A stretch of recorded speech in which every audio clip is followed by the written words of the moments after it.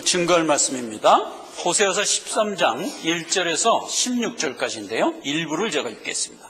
에브라임이 말을 바라면 사람들이 떨었도다. 저가 이스라엘 중에서 자기를 높이더니 바알로 인하여 범죄함으로 망하였거늘 이제도 저희가 더욱 범죄하여 그 은으로 자기를 위하여 우상을 부어 만들되 자기의 공교함을 따라 우상을 만들었으며 그것은 다 장색이 만든 것이오늘 저희가 그것에 대하여 말하기를 제사 드리는 자는 송아지의 입을 맞출 것이라 하도다. 이러므로 저희는 아침 구름 같으며 쉽게 사라지는 이슬 같으며 타작마당에서 광풍에 날리우는 쭉정이 같으며 굴뚝에서 나가는 연기 같으리라. 4절 그러나 내가 애굽 땅에서 나옴으로부터 나는 네 하나님 여호와라. 나 밖에 네가 다른 신을 알지 말 것이라. 나 외에는 구원자가 없느니라. 9절 이스라엘아 네가 패망하였나니 이는 너를 도와주는 나를 대적함이니라. 전에 네가 이르기를 내게 왕과 방백을 주소서 하였느니라. 내 모든 성읍에서 너를 구원할 자 네 왕이 이제 어디 있으며 네 재판장이 어디 있느냐. 내가 분노함으로 네게 왕을 주고 진노함으로 피하였노라. 에브라임의 불의가 봉함되었고 그 죄가 저장되었나니 해산하는 여인의 어려움이 저에게 임하리라. 저는 어리석은 자식이로다. 때가 임하였나니 산문에서 지체할 것이 아니니라. 14절 내가 저희를 음부의 권세에서 속량하며 사망에서 구속하리니 사망아 네 재앙이 어디 있느냐. 음부야 네 멸망이 어디 있느냐. 뉘우침이 내 목전에서 숨으리라. 아멘. 선지 8번째입니다. 미혹의 영이라는 제목으로 말씀을 살펴보도록 하겠습니다. 9번의 선지를 한다고 그랬어요. 4번째서부터 7번째까지는 우리 내부로부터 가지고 있는 6종의 성경에서 나오는 어떤 죄성들, 그걸 이제 하나하나 지적해 주면서 여기까지 왔죠. 인본주의를 항상 조심하라. 우상을 숭배하고 음란한 마음이 네 속에서 늘 나온다. 그 다음에 하나님이 없다는 무신사조가 우리의 성경 가운데 항상 있다는 거예요. 그 다음에 하나님이 있는 건 알지만 하나님을 믿지 않는 불신. 그래서 이 불신은 우리에게 이제 중요한 주제이기 때문에 하나님이 좀 길게 했어요. 하나님을 의심하는 국면에 대해서 이제 살펴봤고요. 그 다음에 세상의 기복을 따라가는 기복신앙. 그래서 물질이 풍요하면 하나님이 어디 있냐? 하나님을 모를까 한다는 거예요. 그게 이제 기본적으로 우리가 가지고 있는 속성이라는 거예요. 너희는 내 택한 자녀이니 이런 속성이 너희 안에 있다는 것을 알고 신앙생활을 해라. 이렇게 얘기한 거예요. 이거는 뽑아낼 수가 없어요. 우리가 죽을 때까지 육종은 입고 살아야 되기 때문에 뽑아낼 수가 없어요. 다만 그것을 절제하며 누르며 이기며 가는 것이 신앙생활이라는 거죠. 그러한 가운데 뭐가 자랄까? 우리의 믿음이 자라고 영의 인격이 자라고 그러는 거죠.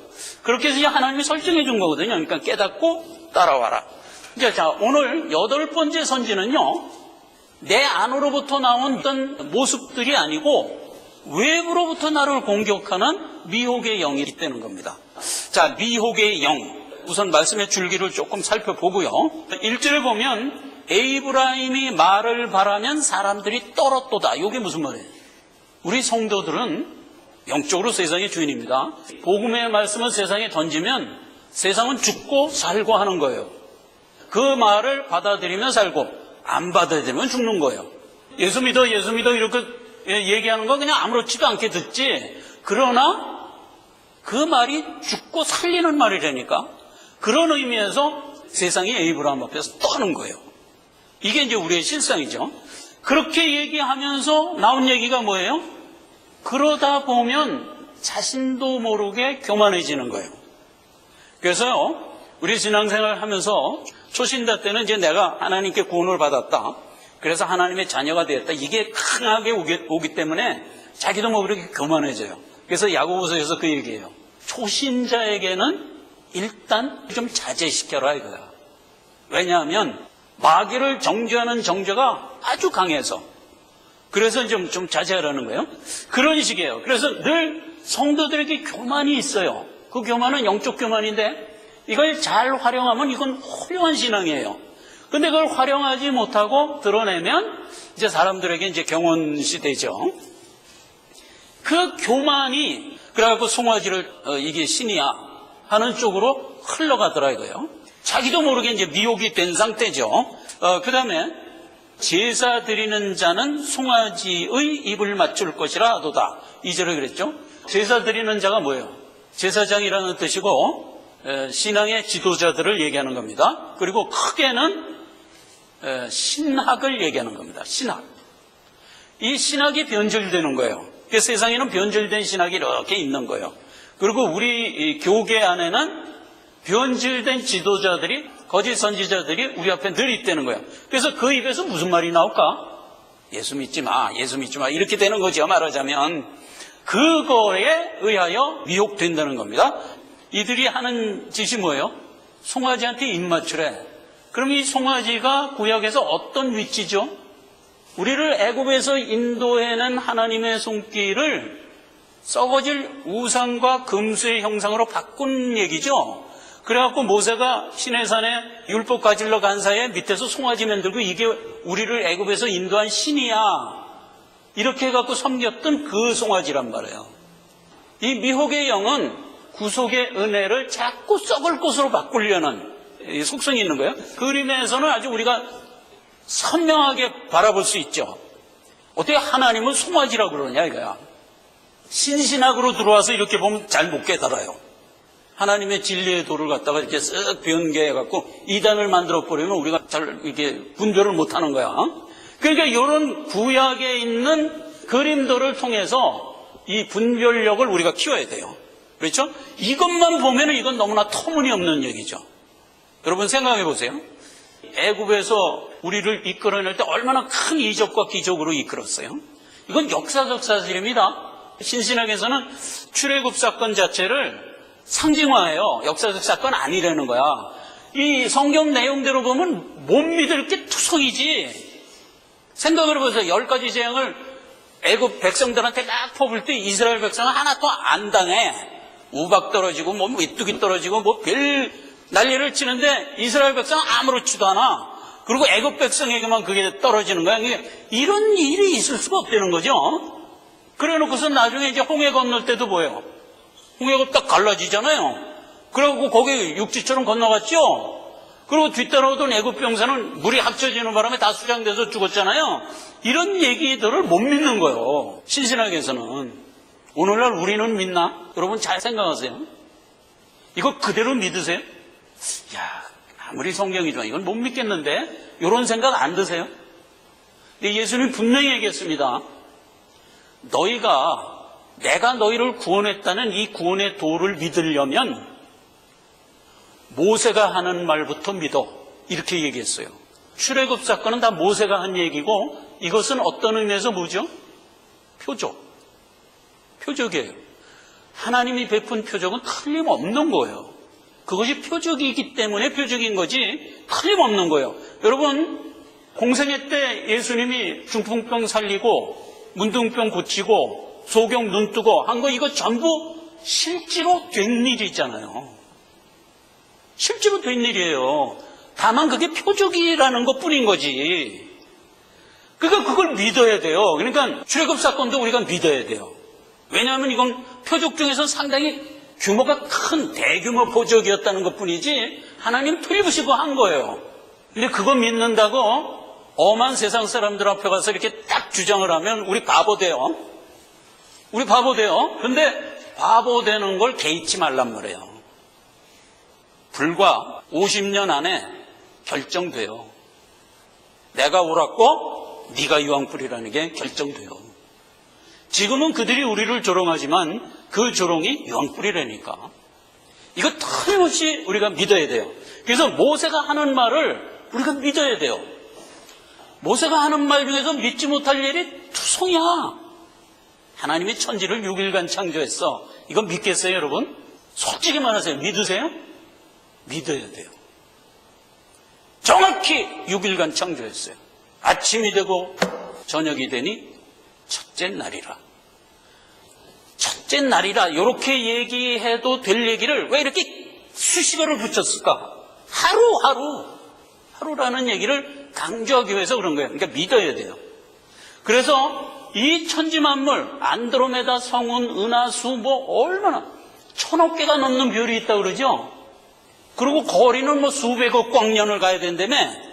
그렇게 크고도 큰 우주 만물을 시금치보다 나중에 만들었다는 거 아세요? 성경에 그렇게 돼 있다니까. 시금치부터 만들었어요. 그리고 해달별 그 다음에 넷째 날 만들었다고. 세상 사람들한테 나가서 얘기하면 진짜 바보 되지.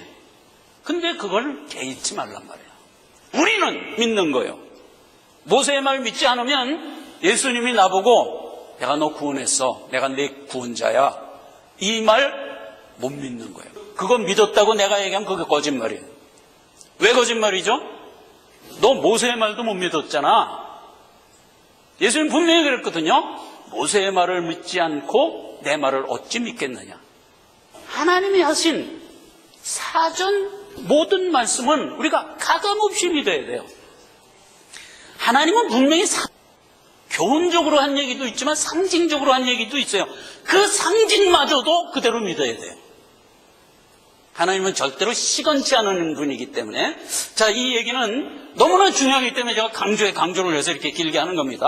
그래서 송아지를 애굽에서 너를 인도한 하나님을 대신하는 이런 우매가 외부의 미혹의 세력으로부터 우리를 자꾸 어택하는 거예요. 거기에 등 넘어가면 안 돼요. 상당 부분 우리가 넘어가 있어요. 지금 많이 넘어가 있어요. 정신 차리고 다시 돌아오란 말이에요. 지금 세상은 과학이라는 미명, 진화론이라는 미명, 이런 여러 가지 미명을 들고 우리를 수국골통 바보를 만들어 버린다고. 그런데 50년 안에 판가름 날 얘기라니까. 믿어야 돼요. 우린 믿어야 돼요. 그래서 이제 4절에 그 얘기예요. 너는 내가 택한 자고 내가 너를 택한 하나님이고 하나님은 나뿐이야. 송아지가 하나님 아니야 이놈아. 요 얘기한 거고요. 그 너무나 당연한 얘기한 거죠. 나뿐이다. 그 다음에 이제 9절 이하에 너희가 나에게 하나님 대신 왕과 방백을 주소서 이랬다는 거예요. 하나님이 뭐라고 답변을 했었죠? 왕과 방백을 달라고 그런 것은 하나님 제끼고 하나님 대신 왕과 방백 달라는 소리다. 이렇게 규정을 하죠. 그리고서는 너희가 왕과 방백이 어떤 제도인지나 알고 달래냐? 이렇게 묻습니다.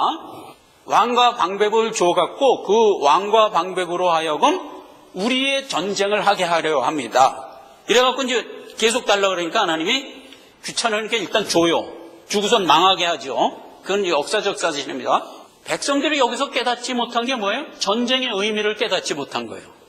왕을 주면 그 왕으로 하여금 우리의 전쟁을 대신하게 하겠다 하는 이 전쟁을 육적으로 깨달은 거예요. 그러나 성경은 전쟁에 대한 의미를 정확히 우리 성도들이 알아야 된다 하는 걸 이제 교훈하고 있어요. 하나님이 이제 선포를 합니다. 전쟁을 하는 주체는 나다. 하나님 나다. 그래서 이 전쟁이라는 말은 영적으로 속량이라는 말이에요. 그래서 내가 너희를 위하여 전쟁하고 그것은 너희를 위한 속량이다. 그리하여 마침내 깨닫고 돌아오리라. 14절 마지막 절에 보면 너희 뉘우침이 내 속에 숨으리라 하는 얘기는 너희 회개를 내가 받으리라 이 소리예요. 제가 읽지 아니하는 부분은 6절에서 8절이고 15절에서 16절인데 15절에 보면 이런 얘기가 있어요. 너희가 미혹의 영으로부터 미혹받아 가지고 살아가는 그 기간이 죄를 저장하며 사는 기간이래요. 잠시 미혹되어 있는 기간은 우리 일생 중에 브레이크예요. 헛된 기간이에요. 그러니까 이런 기간이 우리 일생 중에 간간히 있죠. 근데 그런 걸 길게 있게 하지 말란 말이에요. 그건 뭐라? 죄를 저장하는 삶이기 때문에. 하나님은 죄는 절대로 용납하지 않죠. 그러니까 뽑아서 꺾어 버릴 거예요. 그것이 우리 삶에서 나타나는 구체적인 사례는 어떤 것일까? 별로 안 좋은 일들이죠. 그래서 그런 걸 이제 기억하라는 겁니다. 자, 이렇게 된 본문의 구조입니다. 2단 사설 그러면 2단 끝이 다르다 이거야. 진리의 끝을 변개시킨 거야. 그래서 이게 2단이고 사설, 사가 이제 사악할 사자고 설이 말하겠다는 거죠. 그러니까 사악하게 진리를 왜곡시켰다 이거예요. 가장 비근한 얘기가 뭘까요? 정확한 진리, 예수는 그리스도다. 이단은 뭘까요? 예수는 뭐다 하고 하면 그게 이제 이단이 되는 거예요. 정확하게 그리스도다 이래야 돼요. 그리스도는 무슨 뜻? 죄는 면하고 의는 살리고. 이게 그리스도의 뜻이잖아요. 그런데 예수는 축복이다 이래버리면 이게 이단이 될 가능성이 아주 농후해지는 거예요. 물론 예수님은 우리에게 영육간에 복을 줘요. 복을 주는데 그걸 예수는 축복이다 이래버리면 그건 벌써 이단이 되는 거예요. 그러니까 항상 우리가 예수를 인식할 때 두 가지를 묶어서 인식할 줄 알아야 돼요. 그는 우리에게 생명 주시는 분, 그리고 우리의 죄를 멸하시는 분. 요걸 묶어서 항상 예수를 생각해야 되는데 예수는 축복이다. 예수는 사랑이다. 이래버리면 이제 이단이 될 가능성이 커지는 거예요. 그런 식이에요. 그리고 나중에 예수는 송아지다. 여기까지 가는 거예요. 그거 모르고 쫓아가는 거예요. 예수는 송아지다. 여기까지 가는 거예요. 그러니까 이건 이제 정확하게 인식을 하시란 말이에요. 이사야서 9장 16절에 보면 백성을 인도하는 자가 그로 미혹해야 하니 인도를 받는 자가 멸망을 당하는도다. 누가? 지도자가. 구원의 도에 대한 가장 기본이 있어요. 그 가장 기본적인 거를 딱 들고 있지 않으면 속절없이 미혹돼요. 그러니까 우리가 처음 믿을 때 내가 왜 예수를 믿었나? 영생을 갖기 위해서 예수를 믿었고요. 그리고 그 예수는 나를 구원한 하나님이라는 이 움직일 수 없는 사실을 믿고 믿은 거예요. 이 기본을 항상 들고 있어야 돼요. 나의 믿음의 그 기둥이 이걸 분별할 수 있도록 사실 해줬어요. 근데 우리가 그걸 자꾸 등한시하기 때문에 자꾸 놓치는 거죠. 그러니까 놓치지 말라는 얘기예요, 이게 지금.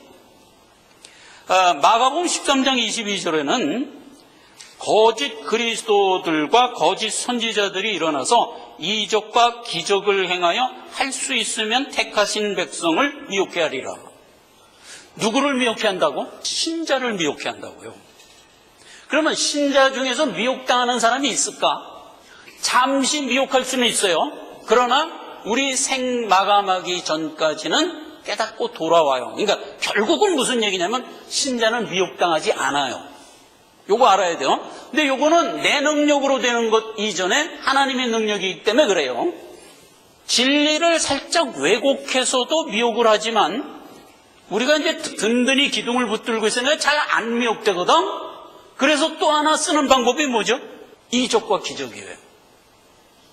기독교 신앙을 믿으면서 이적과 기적에 혹하는 게 벌써 반 넘어간 거야. 하나님은 절대로 이적과 기사로 우리를 이끌지 않아요. 언제나 진리의 도로 이끌어요.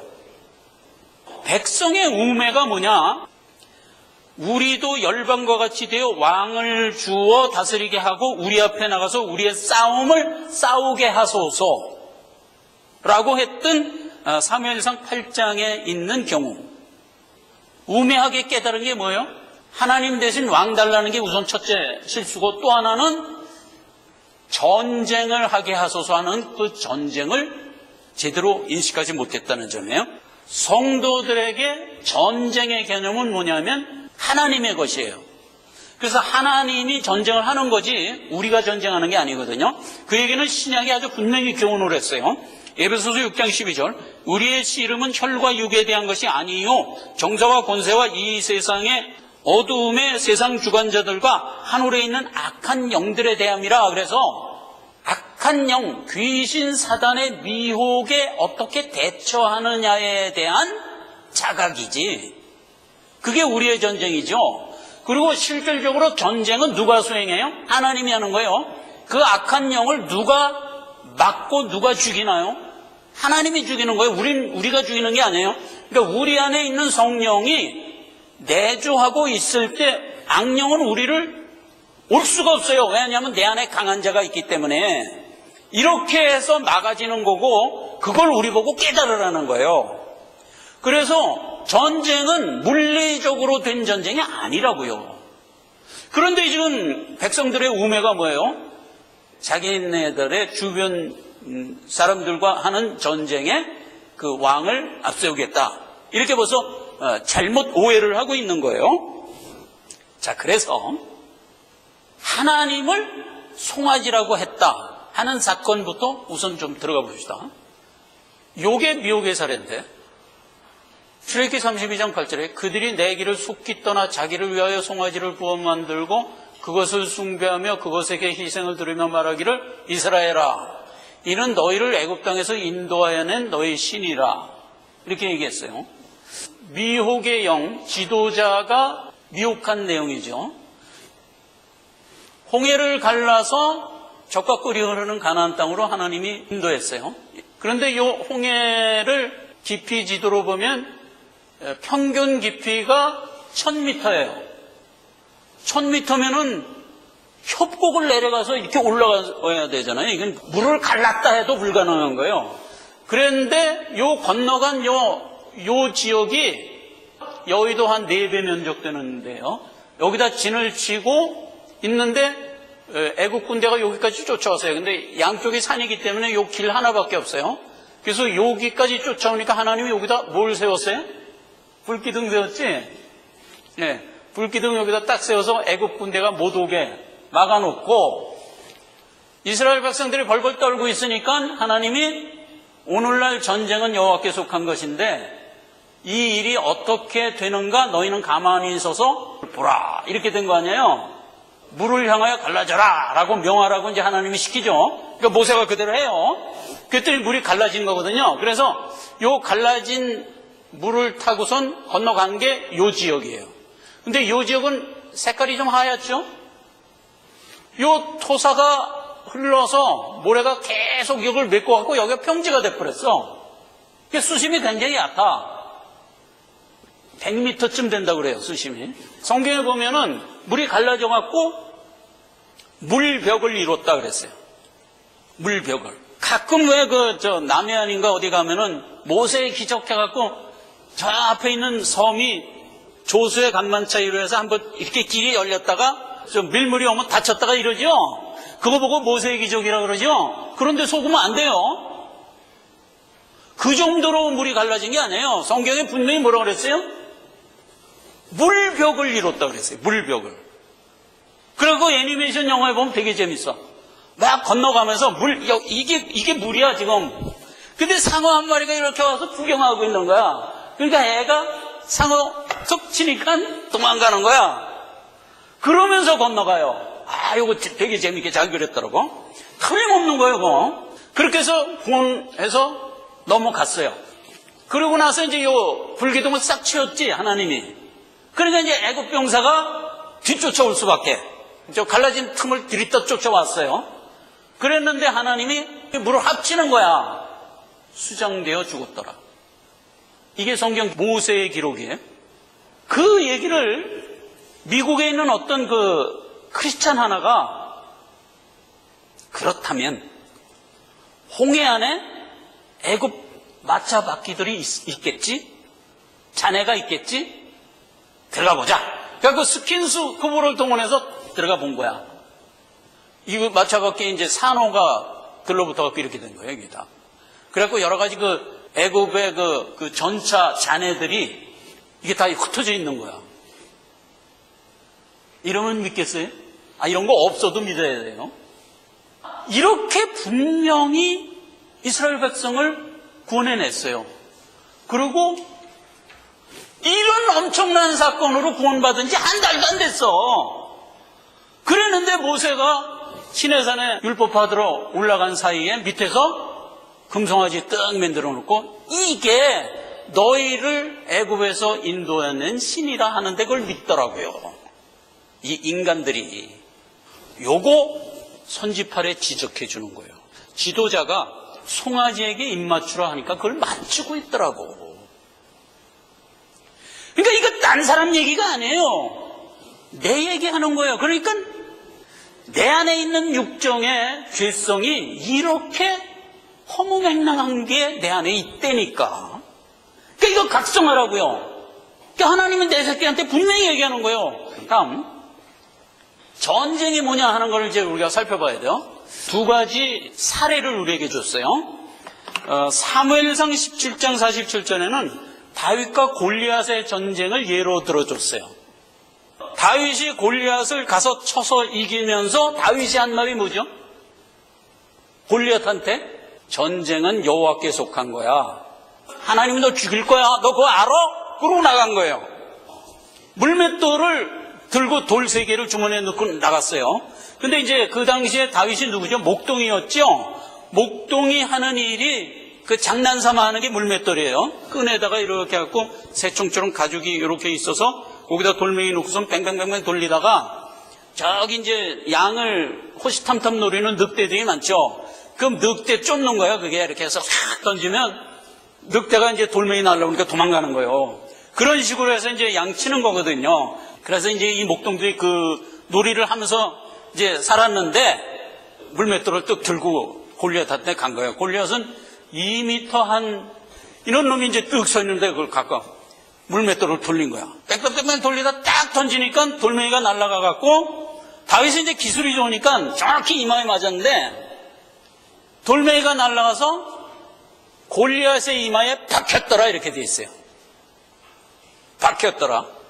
여러분 던졌는데 굉장히 속력 빠르게 던질 수가 있어요. 메이저리그 야구에서 가장 최고의 속력으로 던지는 투수가 170까지 던진다고 그래요. 170km 시속. 그런데 박찬호가 156km까지 던졌어요. 그래서 A급 투수예요. 근데 가끔 그 미국 야구 중계에 보면 던진 볼을 타자가 가끔 맞지.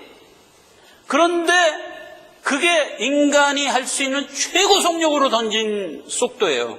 그럼 그게 몸에 박힐 정도로 던지려면 시속이 얼마나 나와야 될까? 음속이 나와야 돼요. 음속이면은 시속 1200km예요. 그건 인간의 능력으로 던질 수가 없어요. 그러니까 인간의 능력으로 던질 수 있는 최고가 160km예요. 골프공을 치잖아요? 그럼 그게 날아가는 속도가 200km예요. 골프공 맞아보신 경험이 있으세요? 저는 200km까지는 아니래도 맞아봤어요. 둥어리에 딱 맞았는데 무지하게 아프더라고. 그런데 그 골프공이 날아가서 몸에 팍 박혔다. 지금 이 얘기거든. 200km 정도 갖고는 안 돼요. 인간의 능력으로는 어쨌거나 안 돼요. 그런데 그게 골리앗의 이마에 팍 박혔으면은 하나님이 하신 거예요. 증명이 되죠? 그래서 다윗의 말이 맞았어요. 이 전쟁은 하나님이 하는 거야. 너 그거 알아? 넌 이제 죽었어. 그러고 던진 거예요. 팍 박혀갖고 죽은 거예요. 또 하나 사건이 역대하 20장입니다. 이 사건은 좀 자세히 봅시다. 여호사밧 임금이 이렇게 이제 유다를 치리하고 있는데 주변에 있는 나라가 여호사밧 임금의 땅을 뺏으려고 공격을 해온 사건이에요. 그 전쟁이에요. 하나만 더 넘겨봅시다. 자, 우리는 상황부터 알아야 돼. 유다라는 나라에 삥 둘러싸여 있는 나라가 누구냐면 암몬, 모압, 에돔이에요. 암몬, 모압, 에돔이 유다를 침공해 왔어요. 그래서 어디에 모였냐면 요 부분 드고아라는 평지예요. 요 사해 위에 드고아예요. 요게. 그러면 드고아 평지를 실제로 가서 사진을 찍으면 요거예요. 그러니까 요 평지에 요것들이 몰려온 거야. 모압과 암몬과 에돔이. 여호사밧 임금의 나라를 뺏으려고 공격을 해왔어요. 여호사밧 임금이 하나님께 기도를 하는 장면을 보면 좀 우리가 생각해도 열이 나요. 그 다음을 봅시다. 하나님, 우리가 차지하고 있는 이 가나안 땅은 원래 아브라함의 언약으로 받은 언약의 땅입니다. 요 얘기부터 하는 거예요. 그러니까 여호사밧의 기도는 참 논리가 정연해. 하나님 이거 나한테 언약으로 준 땅이죠? 이렇게 일단 이제 해놓고, 그리고 옛날에 우리가 가나안 땅을 들어가기 위하여 에돔 지역을 통과해야 할 일이 있었습니다. 다시 지도로 갑시다. 여기가 홍해거든요. 그래서 여기서 건너와 갖고 요 화살표를 따라서 가나안 땅을 가야 되잖아요. 여기 가데스바냐. 여기를 통과해야 되는데 여기가 에돔 지역이었어요. 그 에돔 지도자한테 얘기를 했어요. 우리가 가나안 땅을 들어가려고 그런다. 너희하고는 상관없다. 우리 들어가려고 그러니까 통과하게 좀 허락해라. 우리가 대로로만 갈게. 가다가 혹시 물 먹으면 물값도 낼게. 절대로 염려하지 말고 우리를 좀 통과시켜라. 그랬어요. 그랬더니 에돔이 그렇게는 못해. 우회해. 그러고 이제 거절을 했어요. 그때 모세가 하나님께 기도합니다. 하나님, 우리가 이걸 좀 통과해야 되는데 얘네들은 안 된다고 그러는데요. 하나님이 응답을 어떻게 주나 이렇게 줘요. 신명기 2장 4절 너는 또 백성에게 명하여 이르기를 너희는 세일에 거하는 너희 동족 에서의 자손의 지경을 지날진대 그들이 너희를 두려워하므로 너희는 깊이 스스로 상가하고 그들과 싸우지 마라. 그러니까 하나님이 통과해라. 쟤네들 말 안 들면 싸워라. 이렇게 될 줄 알았는데 하나님이 싸우지 말고 쟤네들 말대로 우회해. 이렇게 된 거예요. 모세가 백성을 이끌고 야 하나님 안 된단다. 돌아가자. 여기서 이렇게 들어가면 그냥 하루끼리면 가잖아요. 그걸 뺑 돌아갈 일이 이게 뭐예요 이거. 그때 일어난 사건이 뭐죠? 백성들이 신경질 나갖고 원망. 그래갖고 하나님이 이 새끼들 가래문 가지 원망을 해? 그래갖고 뭘 보냈죠? 불뱀. 그때 불뱀 사건이 여기서 한번 난 거예요. 그런 이제 우여곡절을 겪으면서 이스라엘 백성이 뭐 어떻게 하겠어요? 우회하려니까 이제 우회를 했단 말이에요. 그러니까 이제 에돔 치지 말라 그러니까 이제 젠틀하게 좋습니다. 뭐 능력으로는 얼마든지 이길 수 있지. 근데 그냥 돌아갔어요. 세상에 돌아가려다 보니까 모압을 또 통과해야 되네. 그리고 또 암몬도 통과해야 되네. 그래서 통과하려고 그랬더니 하나님이 또 응답을 주는데 신명기 2장 19절 암몬과 모압 족속에게 가까이 이르거든 그들을 괴롭게 말라. 그들과 다투지도 말라. 암몬 족속과 모압 족속의 땅은 내가 내게 기업으로 주지 아니하리니 이는 내가 그것을 롯 자손에게 기업으로 준 땅이니라. 암몬과 모압은 누구의 자손이에요? 롯 자손이잖아요. 그래서 롯 자손에게 준 땅이니까 너희는 거기 걔네들하고 부딪히지 말고 우회해. 그러니까 계속 우회를 해서 여기까지 간 거야. 신경질 나지. 그래서 신경질 부렸다가 또 불뱀 보낼 것 같으니까 불평도 못하고 간 거야. 하고 이제 여기서 결국은 요단강을 건너서 이렇게 차지한 게 가나안 땅이잖아요. 이 역사적 사건을 여호사밧이 아는 거야. 우리가 옛날에 젠틀하게 쟤네들을 대우하여 싸울 수 있었음에도 불구하고 안 싸우고 우회해서 차지한 이 땅을 그래갖고 서로 설린 관계가 돼서 잘 살아야 될 거 아니에요. 그랬는데 저들이 우리에게 갚는 것을 보옵소서. 세상에 이렇게 해서 힘들게 차지한 땅을 저희들이 먹으려고 쳐들어왔나이다. 하나님 저들을 징벌하지 아니하시려나이까? 근데 하나님이 응답을 어떻게 해요? 전쟁은 여호와께 속한 거야. 내가 저들을 징벌하리라. 그러니까 여호사밧 임금이 감사합니다. 그러면 우리가 할 일은 찬양을 해야지. 그래서 이제 찬양대 조직해갖고 드고아를 향하여 행군을 한 거예요. 우린 뭐 감사하고 찬송밖에 들을 게 없다. 그거나 하면서 적진을 향해 가자. 그래서 마치를 하면서 갔어요. 그 다음 장면을 볼까요? 성가대에다 에봇을 입혔어요. 그래갖고 이제 찬양하면서 드고아를 향하여 막 진군을 했어요. 22절 그 노래와 찬송이 시작될 때에 여호와께서 복병을 두어 곧 암몬과 모압 자손이 일어나 세일산 거민을 쳐서 진멸하고 세일 거민을 멸한 후에는 저희끼리 피처에 사륙하여 다 진멸되니라. 이 암몬 모압 에돔이 복병을 딱 두고서 이제 숨어 있는 거야. 여호사밧 군대가 오면은 치리라 하고서 이제 숨어 있는데 하나님이 모압과 암몬 족속의 복병이 세일산 거민 에돔의 복병을 보고 오인을 한 거야. 여호사밧 임금의 군인인 것 같은데 가서 치자. 그래갖고 모압과 암몬이 가서 세일산 거민을 다 쳐버렸어. 다 진멸을 해서 전부 죽였는데 보니까 에돔이거든. 뭐야 이거 에돔이네. 미안하다 죽여서 서로 얼굴을 쳐다보다가 야 승리하게 되면 주역은 나야. 이제 모압이 형이니까. 그랬더니 암몬이 그건 안 되지. 누나 가져야지. 이렇게 된 거야. 뭐야? 그래갖고 둘이 싸웠어요. 저희끼리 싸워서 다 진멸했어.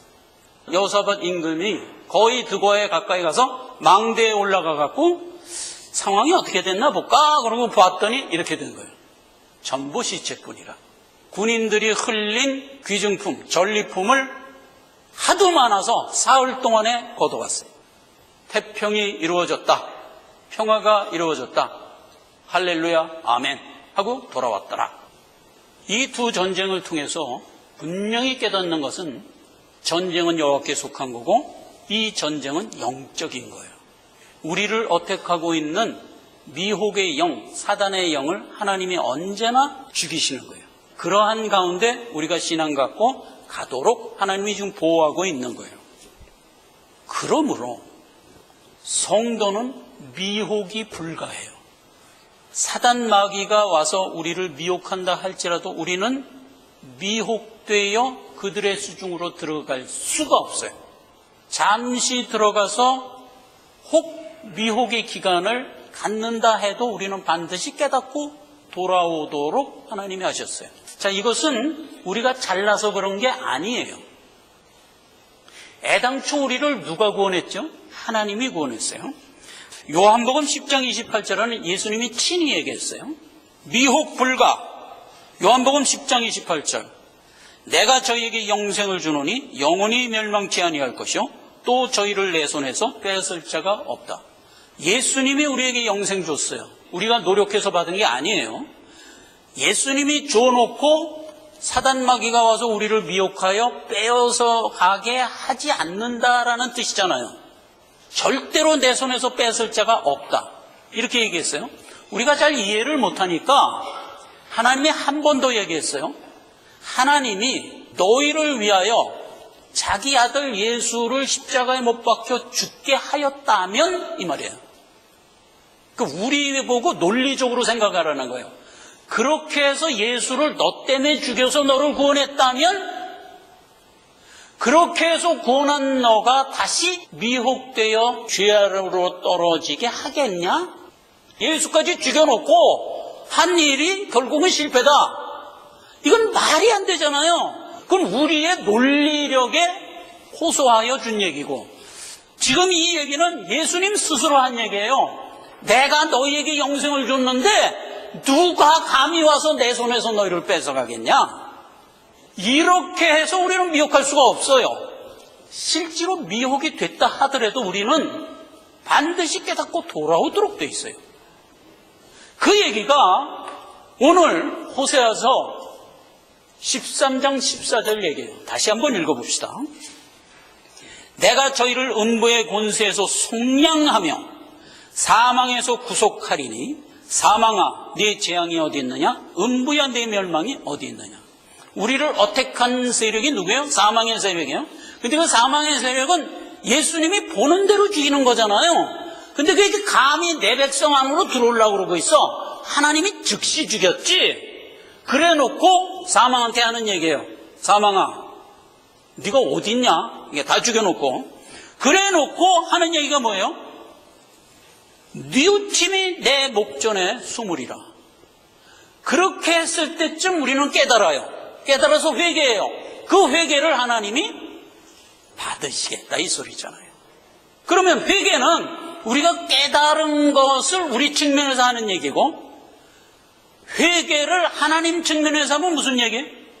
잃은 양을 찾아 어깨에 메고 돌아오는 측면이죠. 속량은 여호와께 속한 것이다. 내가 너희에게 영생을 줬는데 누가 감히 너를 뺏어가겠냐? 아하 깨달았습니다. 아하 깨달았습니다 하는 그것을 하나님이 받으시더라. 우리는 이렇게 해서 망할래야 망할 수 없는 복된 자가 되어 서 있다라는 것을 선지팔에 미혹의 영을 우리에게 경고하면서 아울러 주신 것이다 이 말이에요. 기도하겠습니다. 아버지 하나님 은혜를 감사드립니다. 속량의 은혜를 베풀어서 우리로 하여금 마침내 깨닫고 돌아올 수밖에 없도록 인도하여 주신 은혜를 감사드립니다. 우리가 잠시 세상에서 실족을 하였을지라도 그 기간을 짧게 하시고 반드시 깨닫게 하시고 그리하여 하나님의 자녀로서 부족함이 없게 하옵소서. 예수님의 이름으로 기도했습니다. 아멘.